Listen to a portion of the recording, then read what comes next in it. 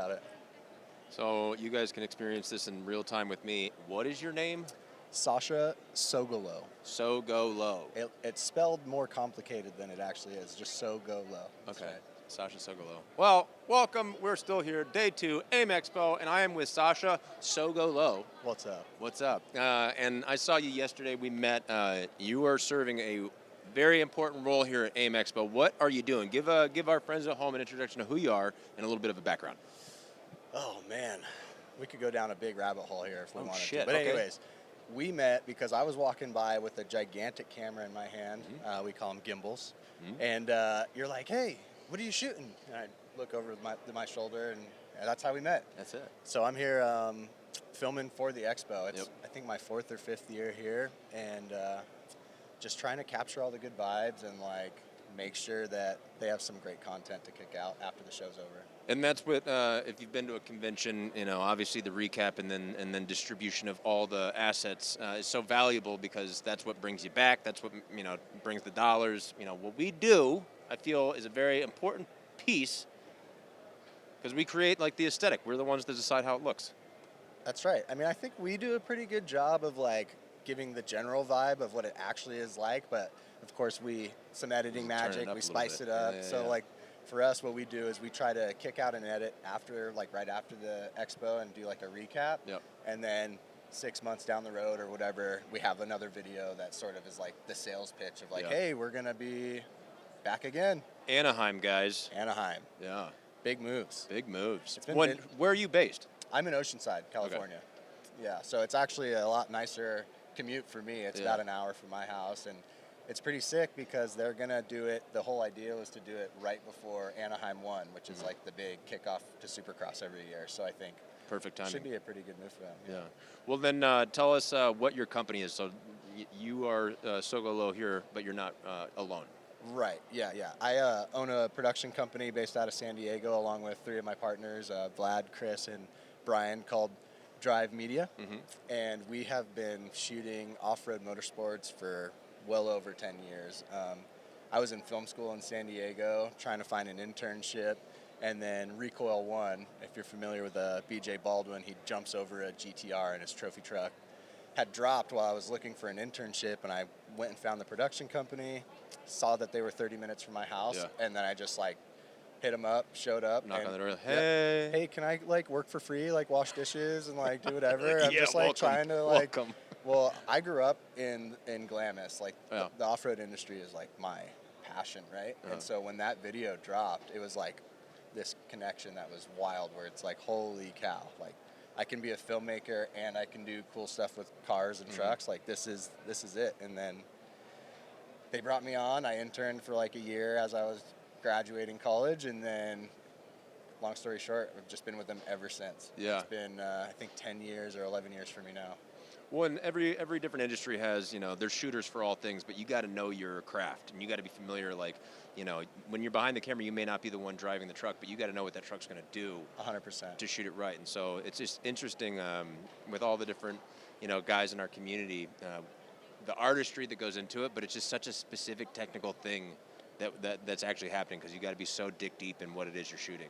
Absolutely. Like if you don't have an understanding of, you know, just traction, for example, like dirt to pavement or vice versa, and you don't know what that car is going to do, like you could end up in a pretty bad spot, especially like our company sort of got its start chasing the races down in Baja, and like it's super sketchy down there. You're just kind of on your own. You're driving down these 2-lane roads. There are potholes everywhere, and then you just end up in the middle of the desert somewhere. And so, like, what production car are you cruising around and trying to keep up with? The rental?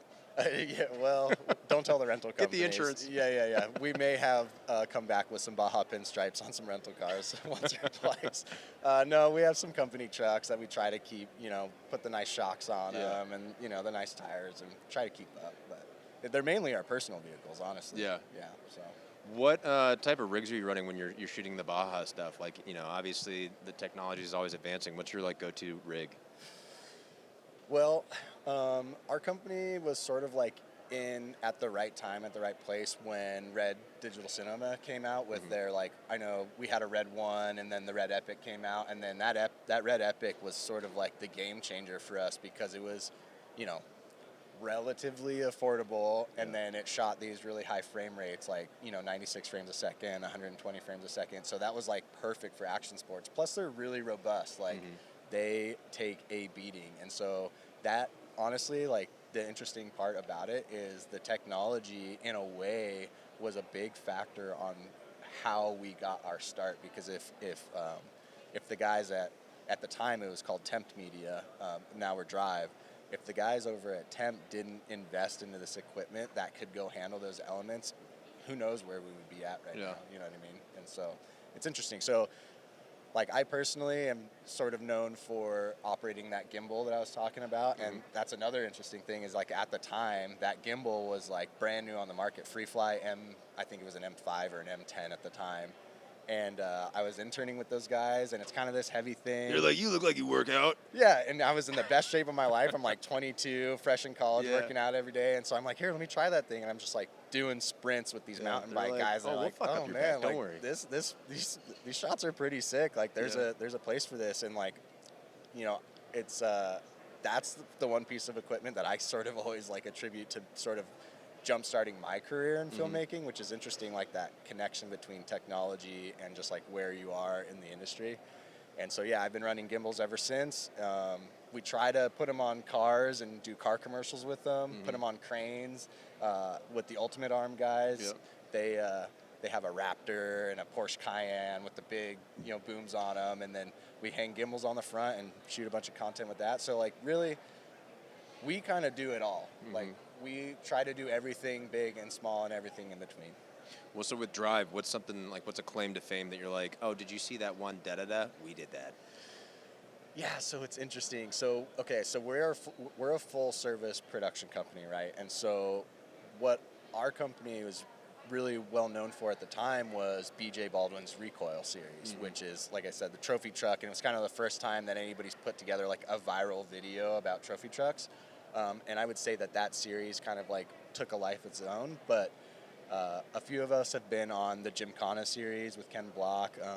Brian's been on several of them. I've been on a couple, including the last one in Mexico City. So, like, there's a lot of stuff that we've been involved in, but not necessarily, I wouldn't say it was like our project. So it's kind of hard to answer that question, because we shoot Toyo Tires commercials, which not a lot of people like see, right? But I would say that Recoil and Gymkhana is probably our claim to fame. Have you experienced the frustration of shooting something really cool? You get hired by XYZ company, you go shoot it, but it then goes into the ether of whatever their purposes were, and you don't see it. It doesn't see the light of day. Of course.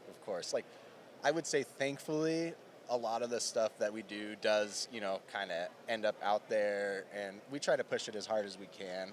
But of course, as a filmmaker, like, cutting room floor, right? There's so much content that we shoot that you just don't ever get to see it, and it's so sad, because there's a lot of good bangers out there, man. There's just waiting to be seen. Yeah, I always say I take bangers and wall hangers. Oh, I like that. I might have to bring that one out into the field. That's it. The bangers and wall hangers. And they're like, what's that? I'm like, you could put it on the fucking wall. It's a good-looking photo. Brought to you by Bad Beard. That's it, baby. Yeah. I love that. No, it's been a lot of fun over the years, the different places we get to play and all the things we do. I'm thinking, like, I was just thinking about easy rigs. I'm thinking all sorts of stuff. But what is the future for Sasha? Like, this is a place where you come, you work, because it's good to earn a buck. But I guess, like, in your industry, not a lot of union guys, right? You stay in-house. It's just, what's that kind of? Yeah, there seems to be kind of like a defining line, I guess you could say, between like the union and non-union guys. And I've never like experienced union life.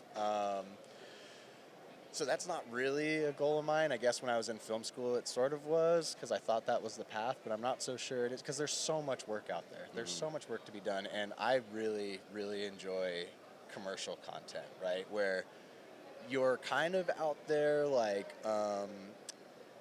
trying to make things work and like experimenting, but then you have like the support of the brands behind you, where it's like, go like be a creative and like make us look good. And like that's kind of where we thrive, is like, especially for Drive and in action sports and motorsports in general, is like we've been shooting trucks go fast in the dirt for such a long time that I feel like people can count on us to just show up and make sure that the job gets done. Granted that the vehicles don't break or something. That usually tends to be the problem. But I'm actually do people get to ask you a lot of questions on this show? Because you were kind of rambling some stuff off when we met. So you're a stuntman. You have a production company in Atlanta. Production company. Tell me a little bit about yourself. Yeah, well, turning the tables. If that's all right with you. I mean, absolutely. I don't like talking about It's myself. funny with my show. You either already know who I am, sure. and so I don't need to really fill in too many blanks for you, and the conversations are pertaining to my guests. Fair enough. Because I'm curious. Fair enough. But it's often that I assume that I at some point need to reintroduce myself to my channel. Yeah, and especially let them know, as it grows. Yeah, that's the idea. But hit me with any questions you got, dude. Well, okay, so when you say stuntman, I mean, I feel like that's a wide range of yeah, exactly. So where does that? So I was in Southern California for like 12 years. That's where I was introduced to the wonderful motorcycle space, power sports space. Riding, all through that. I worked on a show called Octane Academy, I remember Octane Academy, just on production. Okay. I was moving into being a shooter and all things, but with a company called Transition Productions. They're great. Did that, ran my business for years, music videos, different things, whatever. Acting along the way in Atlanta as a performer, but then all my friends on the East Coast, I went to school in Orlando, and so a lot of them had just finished racing Supercross, and I kind of aged out of it. A few of them still rode, Matt Bonney and Matt Gerke, a few guys. Name dropping. Yeah, they're. I'm Matt Gerke. Google me. But just good buddies that that kept going. But guys that ended racing kind of transitioned into because what do you do when you're done riding racing? Yeah. What are you going to do? You have an incredible set of skills, but how do you utilize that? And it just happened to be at the time that a lot of film had moved to Atlanta. The film incentives had really blown up there, and so they all went the path of stuntman. And so while I was in pursuit of what I was on the West Coast, all my buddies were on the East Coast turning into stuntman. With Fast and Furious was fresh out of the gate. Lights, Motors, Action was a show in Orlando that they all kind of got their start on.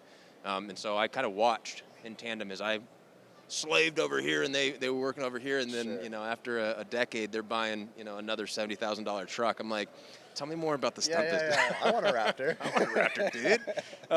No, but just through some life and opportunities of a lovely divorce, I said, all right, I can check out Atlanta now. And so I cruised over there, and having always had a background just in stunts and as a rider and different things, being physically inclined, I found myself as a stuntman in Atlanta. Such a cool title. Dude, it doesn't get cooler. I think it's the coolest thing to be like, I'm a stuntman. Well, it's kind of a double-edged sword because Sure. right now the industry is so chaotic. Like, I could say I'm a stuntman, but like, am I working stuntman? Well, sometimes. Sometimes. I still think you claim it. I'm claiming it, dude. As long as you are on a call sheet that Yeah, says yeah, yeah. stuntman. Yeah, I actually shared a funny, claim it. like, those like random TikToks to see like, oh, that's funny, and like it's a template. And it was, I'm just gonna show you because I thought it was hilarious. It's my show. I can do what I want. Yeah, absolutely.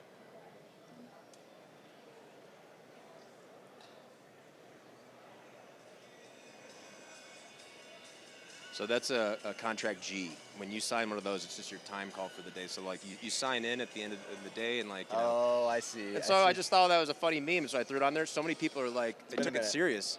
Because I haven't signed one of those in a while. You sign your G, you're getting paid. You're getting your breakfast burritos. Yeah. It's a good day. And so I threw that up there, and I thought it was hilarious. And so many people were like, hey, man, what you working on? Like, like you good? I'm like, bro, it's a joke. Calm down. Yeah. I mean, it is a weird time in the industry, so I get it. Like, a lot of people are kind of hurting, and Well, so what has been the impact on you? Like, the strike affected me directly, but your business seemingly probably never stopped. Different world. Honestly, I feel really bad saying it, but we have been just getting busier. Yeah. I feel like it's a different industry. It's a completely different industry, and like I said, there is this like clear delineation between like the union guys or like the bigger Hollywood, whatever you want to call that, and then like all this commercial work that they're like. I feel like we fit in sort of right at the edge of where like the budgets are just enough to make it big, but not so much big enough to make it like union. And I don't know, and I'm not going to sit here and say I know that much about the back end of that stuff. I'm just assuming that. How often is agency showing up on your shoot too? Like how often are they there? Like, do we have agency on set? Yeah. Because I feel like that would be the jump. Like that's the price point where I feel like I know where your bubbles are. Sure. That next one up is where they just have a seat for whatever reason because they're just watching. Sure. Because they got to justify their position. I would say, like 15 to maybe 10 to 15% of our shoots we have agency, and obviously there's pretty much always client on set. Yeah. And then the agency stuff is a lot of fun because we get to just like put a monitor up, put them under an easy up, and just be like, hey, look, this is the cool stuff we get to do. And so like I said, we're kind of like in this weird, like, it just depends. Like, it might be a small-ish shoot on their side of the things, but it's like still a big shoot. It's your bread and butter. Oh, yeah. I mean, that's what like truly pays the bills for the year. We work a lot on a bunch of little stuff, and that keeps, us as individuals paid and like clocking hours and that kind of stuff, but then those bigger jobs come in and it covers the overhead and it covers the insurance, which, so like this, I'm newly a partner in this production company. Like I said, I was an employee for a long time. Congratulations. Thank you. Yeah, I'm beyond stoked. It's been a great transition. So I'm learning all of these things, but the insurance is mind blowing. Yeah. Just the check you have to write at the beginning of the year just to be like, hey, I'd like to go work this year, please. It's like wild. Part of my transition into the stunt business, which seems comical that was the more stable work for me, is because of the union, specifically insurance, specifically pension, like all that stuff. Because running your own business as you're learning, it's a thing. And I'm very talented in so many ways, but some of them, logistically speaking, it's not the back end business. Sure. Bless my poor accountant's heart, Eric, I love you. But he's just like, dude, what are you doing? I'm like, dude, I don't know. Like, I'm good at what I do, like the business stuff. And so when I had opportunity in that regard, I was like, I want some support. But yeah, no, it's wild. It is wild. Chasing invoices, contracts. It's so wild that like we got into this because of passion, and then we like have to be business people out of it. You know, it's like I just want to make cool shit. Can I just play in the dirt? I just want stuff to look pretty. Like, can I just do that, please? Yeah. Like, that's all I want to do. But I get it. It's cool. Got to pay the bills, and it's fun. Is there a progression that you see with how you shoot? Let's call them trophy trucks. Like, is there something that like, oh, this is the new trend, the new fad? Like, you evolve it, or are you guys the ones creating the new bar? No, I mean, honestly, that's a really good question. I feel like there's ways that we want to progress, but shooting in the desert like that is so hard on equipment. Like, for us to get, like, higher, more elevated content, we want to do, like, bigger things, like put cameras on cars and things like that. But when we need more FPV drones. Yeah, exactly. Well, okay, that is, like, a massive shift in the industry. Like, the FPV stuff is so sick. All these teenagers just popped out of nowhere with, like, their goggles on, and they're just looking in a random direction. I know, and they're crushing it. They're getting the coolest content. We have a buddy, I think his Instagram handle's Ross Has a Drone, and I think he like randomly picked one up one day. I don't want to tell his story because I don't actually know it, but we'll call him up. Ross, you can come on my show next. Ross, please. He has become the most incredible pilot, not just FPV, but pilot in general, and he's shooting all of these commercials, and it's so funny because we were shooting I want to say it was a CF Moto commercial last year or something like that, and he lands the drone, and we're moving on to whatever, and he just pulls out a little RC car, and he's like driving his RC. He's just like loves the RC stuff, and then it just turned into him being this like really successful commercial drone pilot, and it's super cool. Love that guy. Love you, Ross. There was a period when drones were coming out, like the Mavic, the DJI Phantom. Yes. Like that was the first one. And so all the shoots I was doing, a lot of these like kind of run and gun, one-man band stuff, like, all right, like I'll go get the DJI, the Phantom. And then it's like, oh, we got to put the GoPro on it. Yeah.